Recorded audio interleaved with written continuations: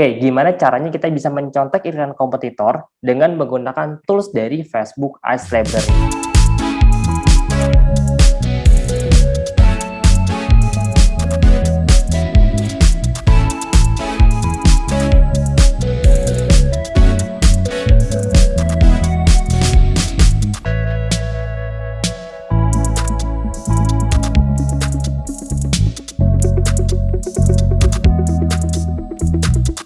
Oke, halo teman-teman semua, berjumpa lagi dengan saya. Assalamualaikum warahmatullahi wabarakatuh. Hari ini kita akan membahas salah satu materi yang cukup banyak di request, yaitu cara menyontek iklan kompetitor dengan tools dari Facebook Ads Library. Nah, ini pastinya bakal kepake banget buat teman-teman khususnya yang pengen bikin konten. Karena kan biasanya di antara kita suka bingung nih, kita mau bikin konten dengan konsep seperti apa, angle seperti apa. Nah, dengan kita ngerti ilmu ini, teman-teman bisa menggunakan strategi ATM, yaitu amati, tiru, dan modifikasi. Oke, buat teman-teman yang mau request, kira-kira ke depannya mau bahas video apa lagi seputar digital marketing, teman-teman bisa langsung aja komen di kolom komentar. Nanti saya akan pilih beberapa video memang oke, ya udah kalau cocok nanti kita akan bahas bareng-bareng. Oke, kita langsung aja masuk ke materi utamanya. Kira-kira kenapa sih kita perlu punya konten iklan yang menarik? Nah, biasanya banyak di antara kita yang sering ngeremehin. Kadang kayak nggak peduli mau pakai konten apa, yang penting iklan aja. Nah, justru faktanya konten adalah funnel pertama yang paling menentukan seberapa banyak traffic yang masuk. Jadi, gampangnya kalau konten kita di awal aja kurang menarik, itu otomatis orang yang ngeklik juga sedikit. Nah, ketika orang yang ngeklik sedikit, otomatis yang lihat landing page sedikit, yang nge-WA kita sedikit, dan ujungnya yang beli juga sedikit. Itulah efek yang terjadi yang akhirnya bikin boncos. Gitu. Makanya yang pertama, teman-teman perlu paham dulu, konten ini ibaratnya kayak senjata pertama, kayak peluru pertama. Kalau yang ini aja kita udah kurang bagus angkanya atau kurang menarik kontennya, otomatis akan sangat berpengaruh ke sales. Gitu. Nah, nanti kita akan bahas secara angka juga, jadi biar teman-teman paham seberapa pentingnya sih konten untuk kita beriklan. Makanya kan zaman sekarang juga banyak yang bilang konten is king. Gitu. Sekarang zamannya perang konten lah, brand-brand besar semuanya sekarang udah banyak yang perang konten. Nah, konten yang menarik, yang convert, itu biasanya yang memenangkan pertandingan. Oke, yang kedua, sekarang kita hitung-hitung secara angka. Jadi, standar CTR itu sekitar 2-3%. Nah, kalau teman-teman bingung, saya udah bikin video di sebelumnya, silakan ditonton dulu, biar nggak bingung. Jadi, pastikan nontonnya juga langkah demi langkah, biar teman-teman nggak bingung. Di video sebelumnya, saya udah bahas tentang gimana caranya kita bisa membaca data, biar kita nggak boncos. Jadi, kalau kita ngomongin angka, standar CTR itu biasanya ya normalnya 2-3%. Kalau saya pribadi, di bawah 2% itu biasanya saya ganti. Saya rubah angle-nya, saya rubah desainnya, pokoknya saya rubah lah intinya. Ada yang saya rubah. Jadi standarnya minimal 2-3%.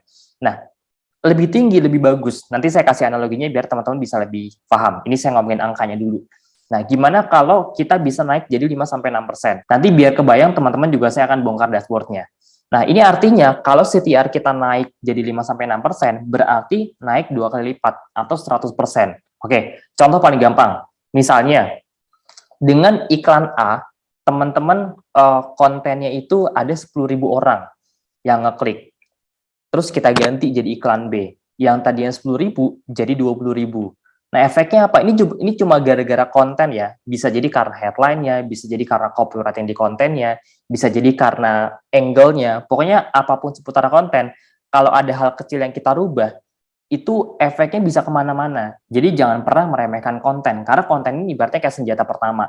Gitu. Nah, contoh, biasanya dengan konten A 10.000 orang, dengan konten B jadi 20.000 orang yang ngeklik. Nah, ini efeknya dari 20.000 orang yang ngeklik, ini kita ngomongin data di Matrix ya, nanti saya akan praktekkan juga, kita ngomongin data di Matrix, dari 20.000 orang yang ngeklik link atau ngeklik iklan kita, biasanya kan ya anggap aja yang ngelihat landing page-nya 10.000. Jadi gampangnya teman-teman sekarang buka Instagram atau buka Facebook, ini mungkin buat yang pertama kali nonton biar lebih kebayang lagi, teman-teman buka Instagram atau buka Facebook. Ketika ngelihat iklan, kalau tertarik kan kita langsung ngeklik. Benar ya, kita langsung ngeklik iklannya atau ngeklik linknya. Oke, nah ini contohnya. Misalnya kita menjangkau sampai 100.000 orang. Jadi kita ngiklan sekian juta misalnya per hari, total ada 100.000 orang yang melihat iklan kita yang terjangkau. Nah, dari 100.000 orang ini, misalnya kalau kita pakai konten iklan yang A, itu ada 10.000 orang. Kalau kita pakai konten iklan yang B, ada 20.000 orang. Jadi bedanya ini yang tadi saya anggap yang pertama ini 2-3%, anggap aja 2% lah ya. Yang 20.000 orang ini jadi 4%. Jadi ibaratnya sama-sama 100.000 orang, Tapi kalau kita pakai konten A, itu yang ngeklik cuma 10.000 orang. Kalau kita pakai konten B, yang ngeklik itu sampai 20.000 orang. Ini kan bedanya 2 kali lipat. Nah, kita lihat nih kira-kira efeknya apa nih ke penjualan kita.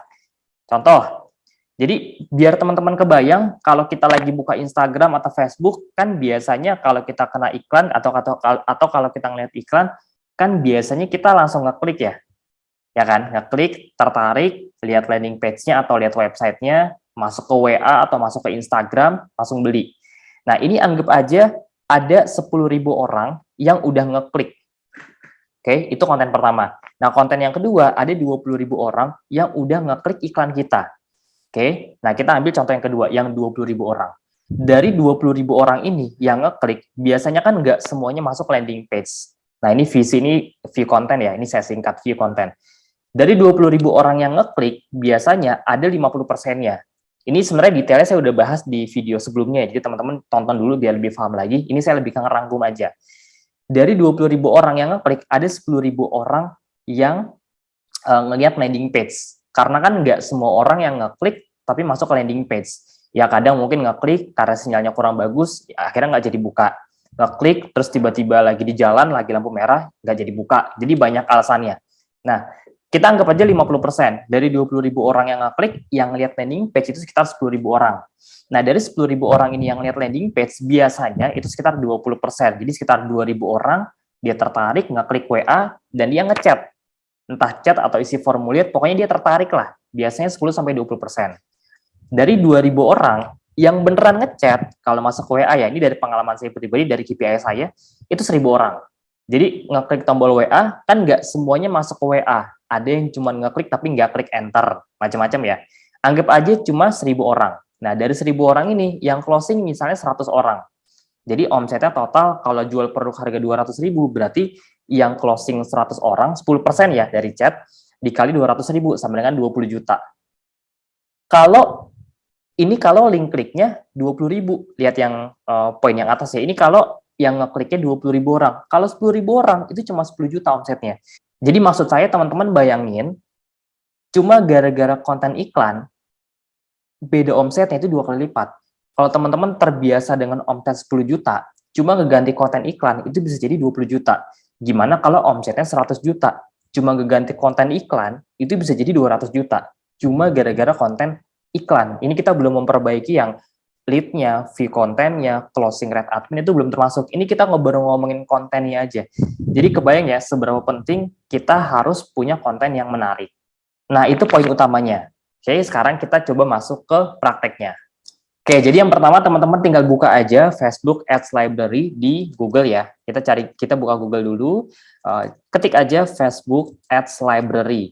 Jadi ini adalah aplikasi dari Facebook ya, tools dari Facebook, dan teman-teman semuanya bisa gunakan. Nah, ini kita cari Facebook Ads Library, tinggal kita klik aja yang bawah nih, yang facebookads.com di sini ya. Nah, ini kita klik aja langsung facebookads.com/ads/library. Nah, ini kita klik, kemudian di sini teman-teman nanti bisa langsung pilih, ketik aja brandnya. Misalnya kita mau nyari brand apa, misalnya kompetitor kita di bidang herbal, di bidang suplemen, di bidang fashion, di bidang makanan. Nah, kita tinggal cari aja brandnya. Ini kita ganti dulu Indonesia, udah benar. Di sini kita ganti all ads. Jadi kategorinya ganti yang all ads. Misal saya ambil contoh produk fashion dari Indonesia lokal misalnya. Kita ambil salah satu contoh ya, Live Hub. Ini yang udah centang biru. Nah, kita klik. Jadi kita ketik aja di sini nama brandnya apa. Habis itu kita klik. Nah, di sini nanti dia bakal keluar nih iklan-iklan yang sedang jalan. Nah, biasanya kalau iklannya sedang jalan, berarti apalagi kalau udah lama ya. Kan di sini kita bisa lihat nih mulai runningnya dari kapan, mulai aktifnya dari kapan. Biasanya kalau udah lumayan lama, itu bisa dibilang salah satu konten yang winning gitu. Nah, jadi selama iklannya masih terus jalan dan dia jangka waktunya udah lumayan lama, berarti kan hasilnya bagus. Karena kan KPI-nya simple. Kalau saya pribadi, kalau iklannya jelek, pasti saya matiin, saya ganti kontennya. Atau mungkin saya pindah dari tahap 1 jadi tahap 2 gitu untuk retargeting. Berarti kalau iklannya udah lumayan lama jangka waktunya, berarti bisa dibilang itu salah satu konten atau iklan yang winning gitu, iklan terbaik. Nah, ini ada ya, ini dari mulai foto juga ada, video juga ada, macam-macam. Jadi teman-teman, ini bukan sama sekali bukan untuk nyontek ya. Jadi jangan sampai digunakan untuk hal-hal yang buruk gitu. Di sini kalau saya mindsetnya lebih ke pelajari konsepnya, pelajari strukturnya. Nah, kita sesuaikan dengan model bisnis kita masing-masing.